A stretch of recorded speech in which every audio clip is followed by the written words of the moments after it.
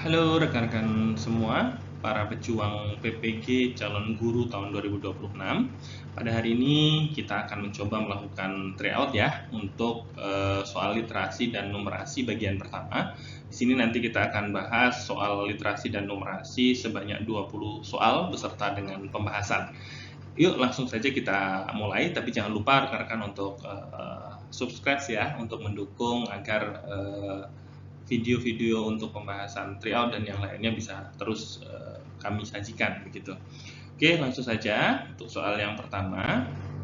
Sebuah pemerintah daerah mengalokasikan anggaran yang cukup besar untuk digitalisasi sekolah. Sebagian besar dana digunakan untuk pengadaan perangkat teknologi seperti komputer dan proyektor. Namun, hasil evaluasi menunjukkan bahwa peningkatan hasil belajar siswa relatif kecil.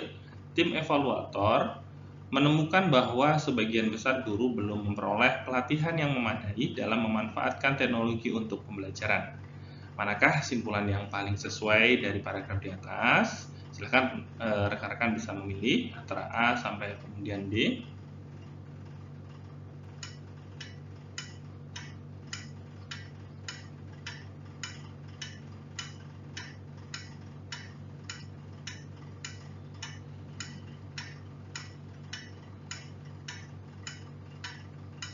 Oke, jawabannya apa, rekan-rekan? Ya, jawabannya adalah yang C. Kenapa pilihannya yang C? Karena merupakan simpulan paling logis dari teks yang menegaskan bahwa teknologi sudah tersedia, tetapi hasil belajar belum meningkat signifikan akibat guru belum berlatih. Oke, selanjutnya soal nomor 2. Dalam 2 tahun terakhir, sebuah kabupaten menerapkan program Satu Guru Satu Inovasi. Setiap guru diminta mendokumentasikan praktik pembelajaran yang dianggap berhasil. Hasil evaluasi menunjukkan bahwa sekolah yang aktif berbagi praktik baik mengalami peningkatan keterlibatan siswa. Namun, tim evaluator yang juga menemukan bahwa sebagian guru hanya mengunggah laporan formal tanpa benar-benar mengubah praktik pembelajaran di kelas. Simpulan yang paling tepat adalah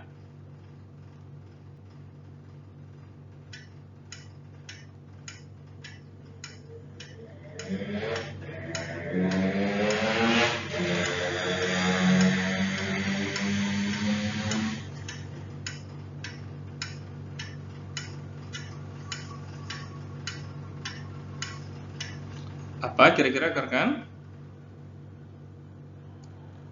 Ya, yang C ya. Kenapa? Karena teks menyatakan ada peningkatan keterlibatan siswa pada sekolah yang aktif berbagi praktik baik. Tetapi juga ada guru yang hanya memenuhi administrasi. Jadi keberhasilan program bersifat potensial dan belum merata. Opsi A terlalu mutlak, kemudian B salah sebab peningkatan dikaitkan dengan praktik berbagi, dan yang D merupakan generalisasi berlebihan.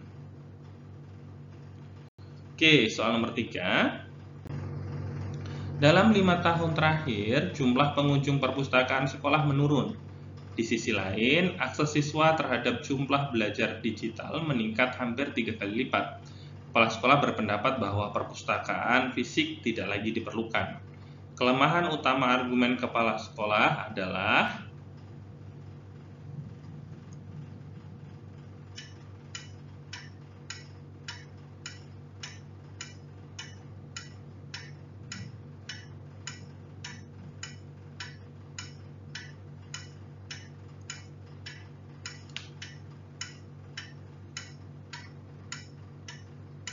menurut rekan-rekan yang mana? Ya, yang A. Kenapa? Karena penurunan kunjungan perpustakaan tidak otomatis berarti perpustakaan tidak diperlukan. Perpustakaan dapat berfungsi sebagai ruang belajar, pusat literasi, diskusi, dan kegiatan akademik lainnya. Sehingga pilihan A menunjukkan kelemahan logis paling kuat. Oke, selanjutnya. Soal nomor 4. Karena nilai rata-rata sekolah kami naik setelah penggunaan tablet, maka tablet adalah penyebab utama peningkatan hasil belajar. Kelemahan utama argumen di atas adalah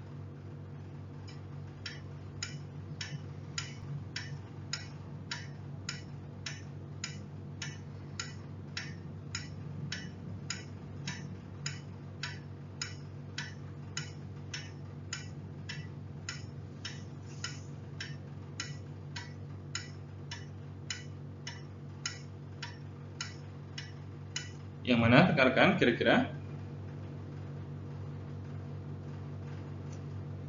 Ya, yang B. Kenapa? Karena kenaikan nilai setelah penggunaan tablet tidak otomatis berarti tablet menjadi penyebab utama. Bisa saja ada faktor lain, misalnya karena pelatihan guru, perubahan kurikulum, atau memang seleksi siswanya bagus begitu. Ini adalah kesalahan logika post hoc ergo propter hoc atau korelasi dianggap sebab akibat. Oke, selanjutnya soal nomor 5. Penelitian menunjukkan bahwa sekolah yang menerapkan pembelajaran kolaboratif memiliki tingkat partisipasi siswa lebih tinggi dibandingkan sekolah yang hanya menggunakan metode ceramah. Namun, beberapa sekolah yang menerapkan pembelajaran kolaboratif tetap menunjukkan partisipasi rendah karena kurangnya pengelolaan kelompok yang efektif. Informasi di atas menunjukkan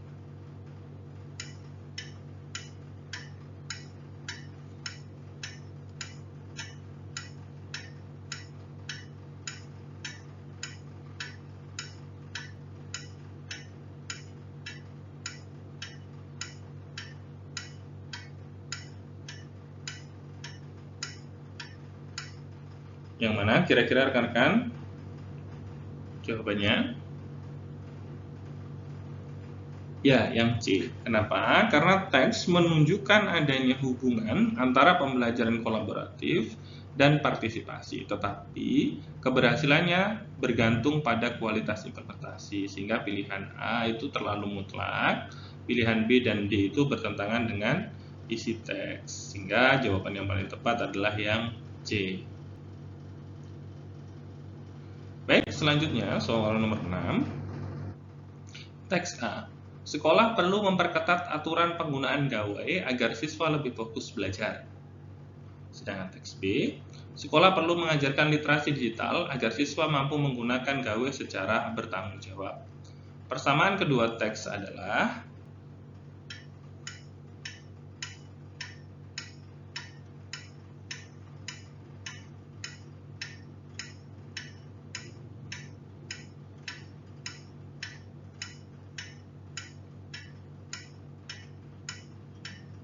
Oke, jawabannya yang mana rekan-rekan?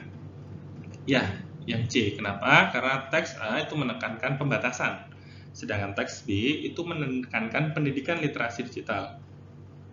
Pendekatan berbeda, tetapi tujuan akhirnya sama, meningkatkan kualitas belajar siswa, sehingga jawaban yang paling tepat adalah yang C. Soal selanjutnya, sebuah artikel menyebutkan bahwa penggunaan kecerdasan buatan atau AI dapat membantu guru menyusun bahan ajar lebih cepat. Artikel yang sama juga mengingatkan bahwa ketergantungan berlebihan pada AI berpotensi mengurangi kreativitas guru dalam merancang pembelajaran. Pernyataan yang paling sesuai dengan paragraf di atas adalah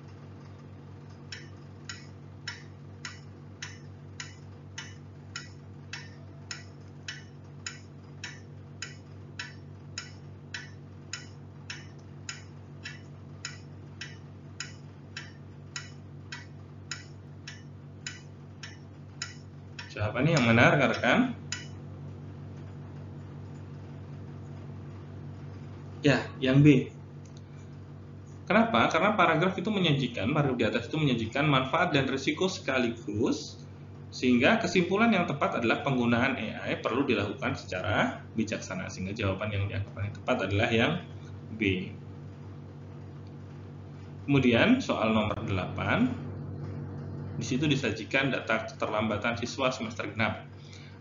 Bulannya ada Januari, Februari, Maret, April. Kemudian kasus keterlambatan itu di bulan Januari ada 120, di bulan Februari ada 100, di bulan Maret ada 90, kemudian di bulan April ada 110. Pernyataan yang paling didukung data adalah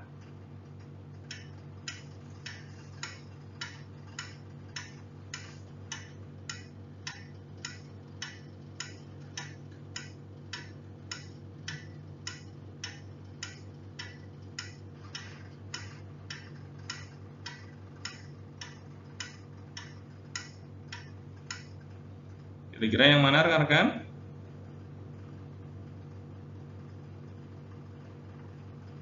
Ya, Yang C. Kenapa? Karena data menunjukkan 120 itu di bulan Januari, kemudian Februari di angka 100, kemudian di Maret itu 90.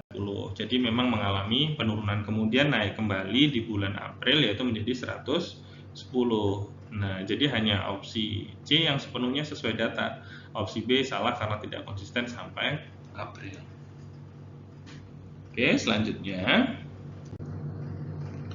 nomor 9, dua sekolah menerapkan program membaca 15 menit sebelum pembelajaran dimulai. Sekolah A melengkapi program dengan diskusi buku mingguan, sedangkan sekolah B hanya menjalankan kegiatan membaca setelah 6 bulan. Kemampuan literasi siswa di sekolah A meningkat lebih tinggi dibanding sekolah B. Faktor yang paling mungkin menjelaskan perbedaan hasil tersebut adalah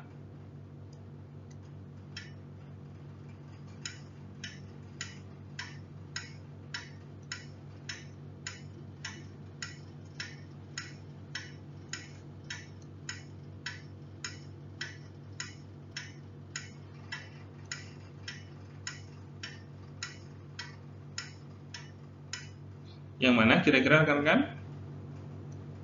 Ya, yang B jawabannya. Karena diskusi mendorong pemahaman, refleksi, dan kemampuan berpikir kritis sehingga menjadi penjelasan paling logis. Oke, soal nomor 10. A. Semua guru yang lulus PPG memiliki sertifikat pendidik. Yang B. Sebagian guru bersertifikat pendidik belum menjadi ASN. Kesimpulan yang pasti benar adalah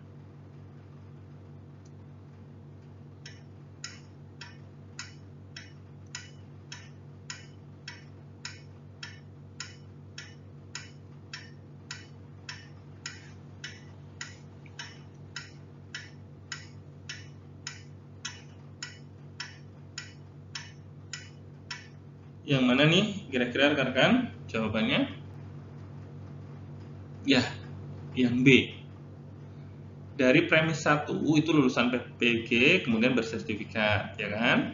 Kemudian premis 2 itu menyebut ada guru bersertifikat yang belum ASN. Karena lulusan PPG termasuk kelompok bersertifikat, maka paling masuk akal dan dapat dipastikan ada kelulusan PPG yang belum ASN. Opsi lain menambahkan informasi yang tidak diberikan.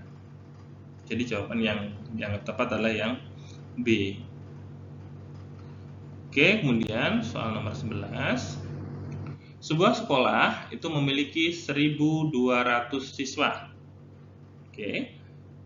A, 40% mengikuti ekstrakurikuler olahraga. Kemudian yang 20B, 25% mengikuti seni. Dan yang C, 15% mengikuti keduanya. Soalnya adalah berapa persen siswa yang mengikuti minimal 1 dari 2 kegiatan tersebut? Silakan mulai dihitung rekan-rekan, kira-kira berapa? Jawabannya yang mana?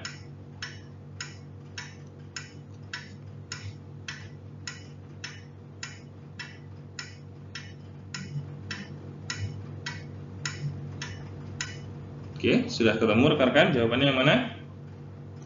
Ya, jawabannya yang A. Kenapa? Ini menggunakan prinsip himpunan rekan-rekan. Jadi 40% ditambah 25% dikurang 15% itu sama dengan 50%. Sebenarnya ini bisa disimulasikan rekan-rekan. Oke, mudah-mudahan dengan penjelasan pembahasan yang cukup sederhana ini mudah-mudahan bisa dipahami ya rekan-rekan ya. Oke, jadi jawabannya yang tepat adalah yang A, 50%.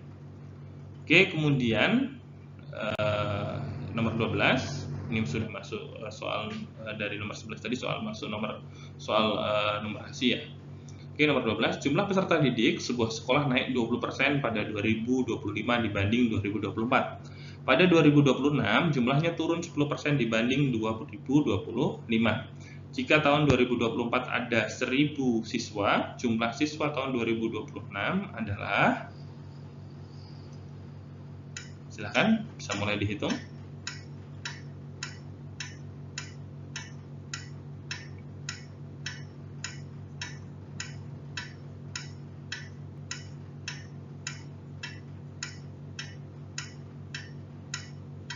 Sudah ketemu jawabannya yang mana rekan-rekan?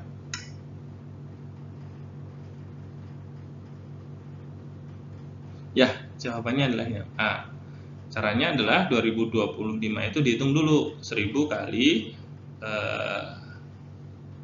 1,2 begitu ya, karena kenaikannya 20% kan, maka 1200. Kemudian karena ini adalah 100 ditambah 1,20 ini dapatnya adalah 100 ya 100% ditambah 20% karena kenaikannya 20% kan, maka dibagi 100 dapatnya 1,20 kali 1000 dapatnya 1200. Kemudian yang tahun 2026 itu karena naiknya itu adalah turunnya adalah 10%, artinya tinggal 90%. Jadi 90 dibagi 100 dapatnya 0,9 dikali 1200 dapatnya 1080. Jadi jawaban yang dianggap paling tepat adalah yang A, karena yang D ini adalah yang pengecoh karena muncul jika peserta lupa penurunan 10% pada tahun 2026. Oke. Selanjutnya nomor 13. Jumlah peserta pelatihan guru selama 3 tahun. Tahun 2023 ada 200, tahun 2024 ada 260, tahun 2025 ada 336. Jika pola pertumbuhan yang sama berlanjut, perkiraan peserta tahun 2026 adalah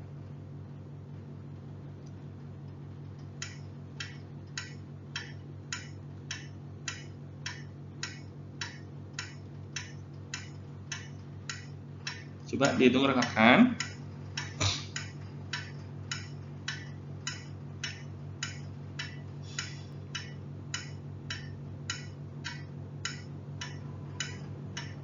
Sudah ketemu? Jawabannya berapa? Yang mana? Ya, jawabannya yang C. Caranya adalah 260 itu dibagi 200 itu sama dengan 1. Terus kemudian 1 koma ya, 1 koma sekian. Kemudian 300 1,3 ya, 1,3 mohon maaf karena 3-nya itu ke enter. Kemudian 338 dibagi 260 itu juga 1,3. Jadi pertumbuhannya itu pada dasarnya adalah naik 30%. Jadi kalau untuk tahun 2026 caranya adalah 338 dikali 1,3 sama dengan 439,4. Jadi jika dibulatkan itu adalah 439. Jawabannya adalah yang C.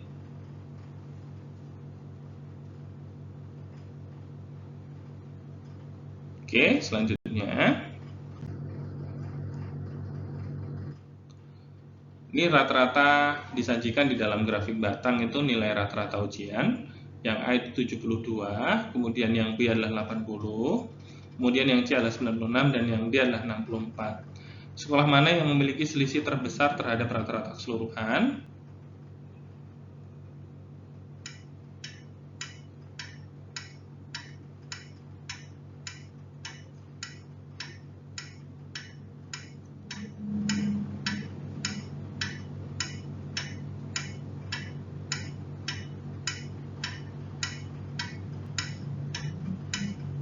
Mana?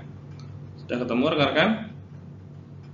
Ya, jawabannya adalah yang C. Kenapa yang C? Kenapa yang C? Karena rata-rata keseluruhan itu adalah dibagi 4. Jadi rata-rata keseluruhan itu adalah 72 ditambah dengan 80 ditambah dengan 96 ditambah dengan 4 kemudian dibagi 4 itu adalah 78 dan selisihnya itu adalah antara A dan B itu 6 ya. Antara A dan B itu 6 karena 78 dikurang 72 itu dapatnya 6. Kemudian selisihnya yang B itu adalah 80 dikurang 78 hasilnya 2. Kemudian yang C itu adalah 18 dikurang 78 itu dapatnya 18. Kemudian yang D itu 94 atau 78 dikurang 64 dapatnya adalah 14. Sehingga selisih yang paling besar itu adalah yang C. Jadi yang C selisih yang paling besar.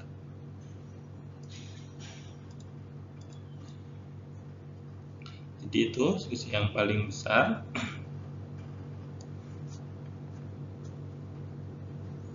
Kemudian soal selanjutnya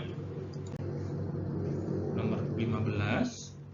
Sebuah sekolah mengalokasikan dana 240 juta, yang A 35%-nya untuk sarana, kemudian yang B 25% untuk pelatihan guru, yang C sisanya untuk operasional. Berapa dana untuk operasional?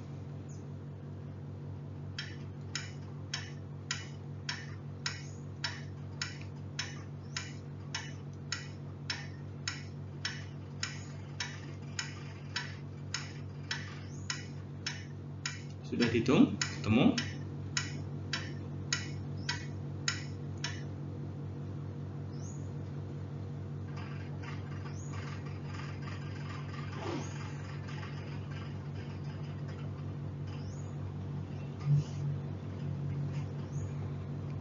Oke, jawabannya adalah yang B. Caranya adalah 35% tambah 25% adalah 60%. Itu yang A dan yang B. Kemudian sisanya berarti tinggal 40%. 40% itu dikali 240 juta itu sama dengan 96 juta. Jadi jawaban yang tepat adalah yang B. Oke.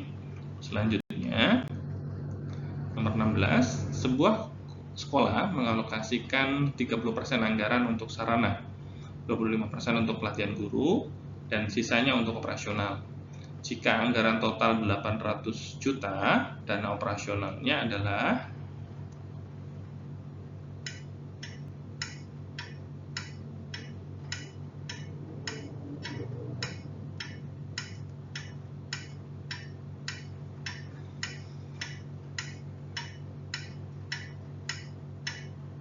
berapa? Kan? Sudah ketemu?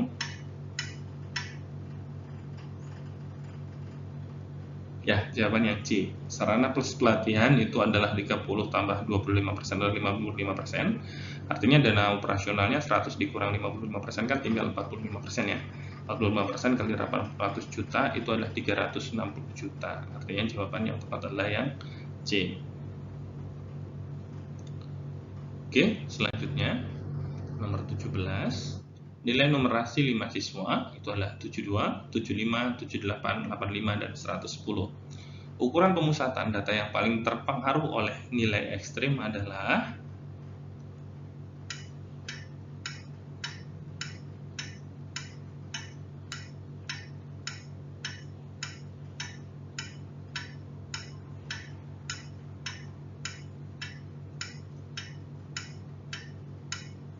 yang mana, rekan?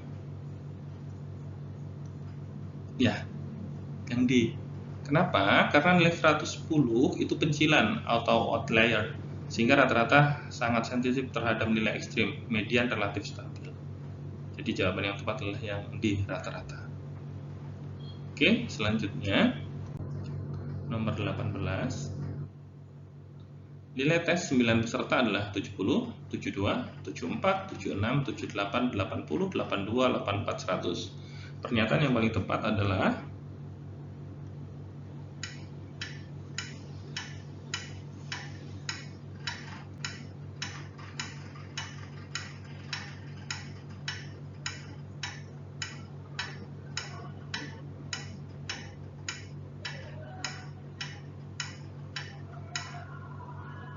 yang mana, rekan? Ya, yang C. Kenapa? Karena median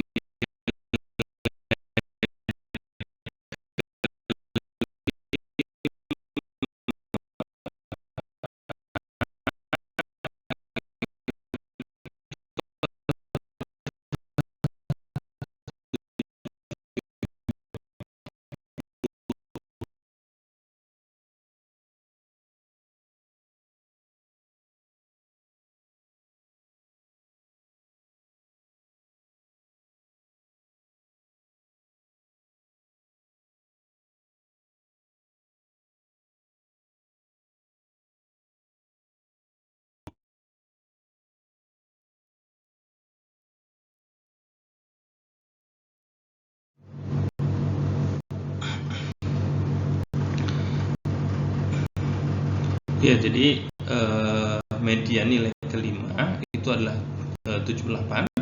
Jadi rata-ratanya ditambah semua ya, 70, 72, 74, 76, 78, 80, tambah 82, tambah 84, tambah 100 dibagi 9, itu hasilnya 716 dibagi 9, maka rata-ratanya adalah 79,56.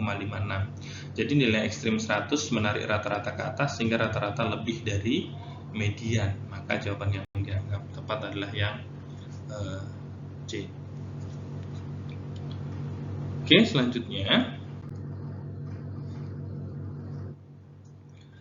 soal nomor 19, suatu TUK, tempat ujian kompetensi, menyediakan 480 kursi ujian. Pada hari pertama terisi 75%, hari kedua terisi 80% dari sisa kursi. Berapa kursi yang masih kosong setelah hari kedua?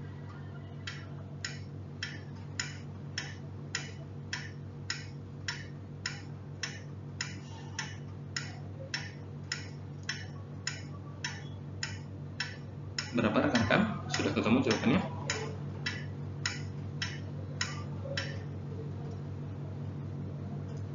Ya, jawabannya yang A. Kenapa? Hari pertama 75% kali 480 itu adalah 360, sisa masih 120 ya, karena totalnya 480. Kemudian hari kedua 80% kali 120 itu adalah 96. Jadi sisanya adalah 120 dikurang 96 itu adalah 24. Sehingga jawaban yang paling tepat adalah yang A. Oke, kemudian soal terakhir untuk tryout kita pada kesempatan saat ini, soal nomor 20, dalam pelatihan guru, rasio peserta perempuan laki-laki adalah 7:3. Jika jumlah peserta 240 orang, banyak peserta laki-laki adalah